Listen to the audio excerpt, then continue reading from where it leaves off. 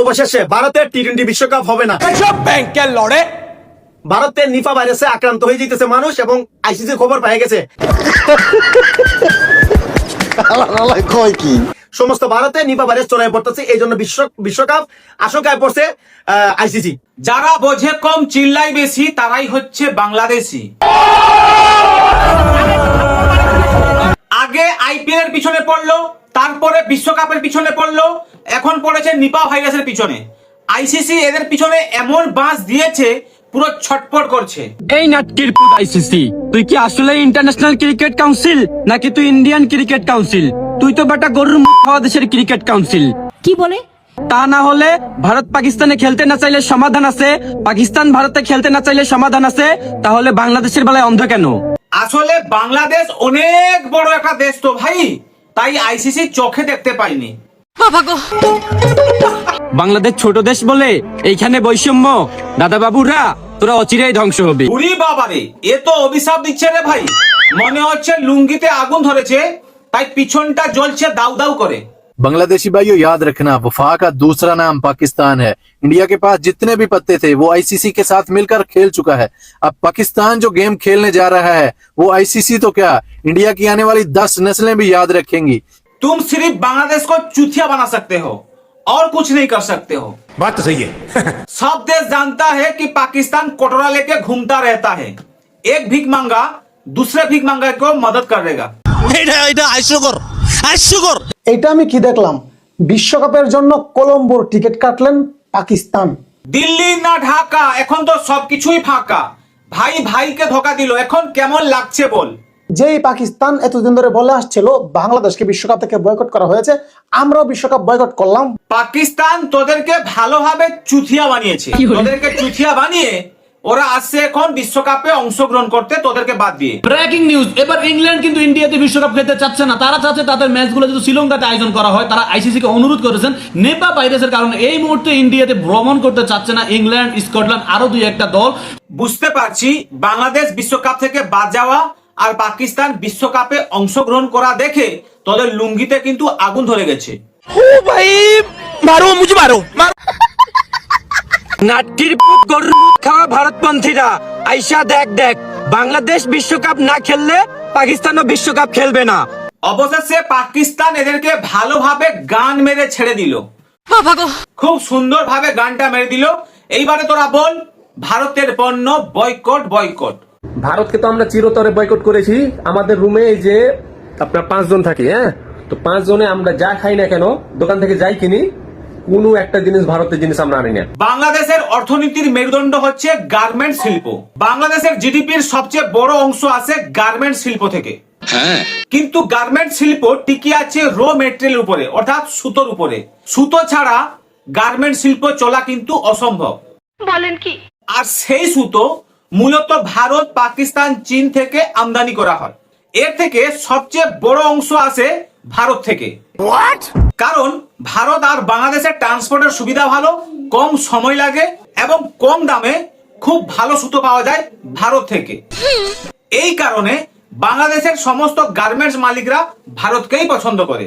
ঠিক বলেছো। কিন্তু কোন কারণে ভারত যদি সুতো সাপ্লাই বন্ধ করে দেয় বাংলাদেশকে, তাহলে বাংলাদেশের গার্মেন্টস এর পুরো গান মেরে যাবে। আজকে যদি আমি ইন্ডাস্ট্রি বন্ধ করে দিই, এখানে 12,000 লোক কাজ করে, নট 12,000, 12 লক্ষ লোক জড়িত এটার সাথে। এই গার্মেন্টস ইন্ডাস্ট্রির সাথে কি জড়িত না? ব্যাংক জড়িত, ইন্স্যুরেন্স জড়িত, মোবাইল কোম্পানি জড়িত, হাড়ি পাতিল থেকে কাপড় চোপড় বানানো, বাসা ভাড়া, প্রত্যেকটা জিনিস জড়িত এটার সাথে। এই এক বছরে বাংলাদেশের গার্মেন্টস এর পুরো গান মেরে ছেড়ে দিয়েছে এরা। এদিকে এরা ভারতের পণ্য বয়কট করবে, অথচ ভারত থেকে 1.5 কোটি টাকার কসমেটিক চোরাচালানের মাধ্যমে বাংলাদেশে এরা নিয়ে যাবে। গতকাল রাতে আমরা একটি গোপন তথ্যের ভিত্তিতে সাতছড়ি তেলিয়াপাড়া রোডে ঢাকা সিলেট মহাসড়কে একটি ফাঁদ পাতি। সেখানে আমরা লক্ষ্য করি একটি কাভার্ড ভ্যান যাচ্ছে। কাভার্ড ভ্যানটিকে আমরা থামাই এবং তাদেরকে আমরা চেক করি। চেক করে আমরা দেখতে পারি কাভার্ড ভ্যানের ভিতরে কিছু মশার কয়েলের প্যাকেট রয়েছে। পরবর্তীতে মশার কয়েলগুলো আমরা সরিয়ে দেখতে পারি ভিতরে বিপুল পরিমাণ ভারতীয় কসমেটিক্স রয়েছে এবং সেগুলো চোরাচালানের মাধ্যমে বাংলাদেশে প্রবেশ করেছে। খুশ হুয়া। এই ইন্ডিয়া গরুর মুখ খাওয়া দেশ, বাংলাদেশ বিশ্বকাপ খেলতে যাবে, বাংলাদেশের কেউ জার্সি পরতে পারবে না, সালা হনুমান মুখ, বাংলাদেশের দর্শকরা হাতে ফ্ল্যাগ নিয়ে ঘুরতে পারবে না, বাংলাদেশের মেইন প্লেয়ার মুস্তাফিজকে ছাড়া খেলতে যাইতে হবে। বলি দাদা বাবুরা, বাংলাদেশকে ক্রিকেট খেলতে যাবে নাকি হাডুডু খেলতে যাবে যে তোদের পা ধরতে যাবে? এদেরকে এমন ভাবে ন্যাংটা করা হয়েছে, এদের জেনারেশন তার পরের জেনারেশন মনে রাখবে যে ভারতকে বাঁশ দিতে গিয়ে নিজের বাঁশ কিভাবে নিজের পিছনে নিয়েছিলাম। ভারত আমাদের সাউয়া মাওয়া এবার ভাইয়া দেবে, বুঝো নাই? বাংলাদেশ ক্রিকেট টিমকে বাদ দিয়ে বিশ্বকাপে স্কটল্যান্ডকে সুযোগ করে দিতে আইসিসি। মানে আইসিসির আব্বা টিম হচ্ছে কি স্কটল্যান্ড। আর বাংলাদেশ ক্রিকেট বোর্ডের সিদ্ধান্তটা সেরা ক্রিকেটারদের সম্মান করে সিদ্ধান্তটা নিয়েছে। মুস্তাফিজের এজ এ ক্রিকেটার, সেই ক্রিকেটার বাইরে না, তাকে সম্মান করতে গিয়ে বাংলাদেশের ইজ্জতের বিষয় প্রশ্ন করতে গিয়ে তো আজকে এত বড় ঘটনা। বাংলাদেশের সম্মান এটা তোরা বলিস কি করে? মানে যারা রাষ্ট্রপিতার উপরে মুতে দেয়, যারা প্রধানমন্ত্রী অন্তর্বাস নিয়ে নোংরামি করতে থাকে, তখন বাংলাদেশের মান সম্মান গিয়েছিল না? তখন বাংলাদেশের সম্মানটা কোথায় ছিল? এই মান সম্মানের কথা তোরা কিন্তু বলিস না, তাহলে অন্য রাষ্ট্রের মানুষরা শুনে কিন্তু হাসবে। নিজের গালের মধ্যে থাপড়াইতেছে, মুখ খারাপ করতে পারতেছে না পাবলিকের জন্য। পুং মারি গেছে ভারতীয় ক্রিকেট বোর্ডের রিভেঞ্জ অফ নেচার মনে হয় এটাকেই বলে। ভারতে ছড়িয়ে পড়েছে নিপা ভাইরাস। এই ভাইরাসের সংক্রমণে ভারতের অবস্থা খুবই খারাপ। এখন বিশ্বকাপ আয়োজন নিয়ে খুবই চিন্তায় পড়ে গেছে আইসিসি। সোজা কথা বল না যে ইগো দেখাতে গিয়ে নিজের বাস নিজের পিছনে গুজে বসে আছিস। ছোটবেলায় নুনু কেটে বাদ দিয়েছিস, আর বড় হয়ে বিশ্বকাপ থেকে নাম কেটে বাদ দিয়েছিস। এবারে তোরা মনটাকে সান্ত্বনা দেওয়ার জন্য নিপা ভাইরাস করতে থাক লুঙ্গিতে হাত ঢুকিয়ে। আমাদের ভারতের প্রধানমন্ত্রী নরেন্দ্র মোদী আমাদের নাম দিয়েছে লুঙ্গি বাহিনী। হ্যাঁ না? আকাশে বাতাসে একটা কথা শুনতাছি, ঘটনা সত্যি নাকি? আইসিসির সহধর্মিনী কালকে নাকি নিউজিল্যান্ডের কাছে স্ট্রোক করছে। স্ট্রোক করে আইসিইউতে ভর্তি আছে। তাড়াতাড়ি সুস্থ হও, নেক্সট ম্যাচে আবার খেলা লাগবে। বাংলাদেশের ক্রিকেট টিম জিতলে এরা যতটুকু আনন্দ পায় তার চেয়ে বেশি আনন্দ পায় যদি ইন্ডিয়া কারোর কাছ থেকে যদি হেরে যায়। নিউজিল্যান্ড ভাগ্যক্রমে একবার জিতে গেছে, তার জন্য এরা কিন্তু ঈদ পালন করছে। টি-20 ওয়ার্ল্ড কাপে ইন্ডিয়ার পাকিস্তানের ম্যাচে যদি পাকিস্তান যদি হেরে যায়, তাহলে এরা কয়েকদিন খাড় কাঁপানো ভুলে যাবে। पाकिस्तान की पूरी टीम को सलूट। वर्ल्ड कप से पहले बहुत ही अहम जीत।